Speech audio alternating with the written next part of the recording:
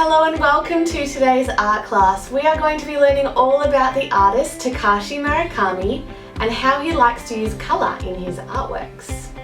Takashi Murakami loves to use bright colours and flowers in his artworks. For example, if you have a close look at the flower in the centre of this artwork, you will see that some of the colours represent the colour wheel.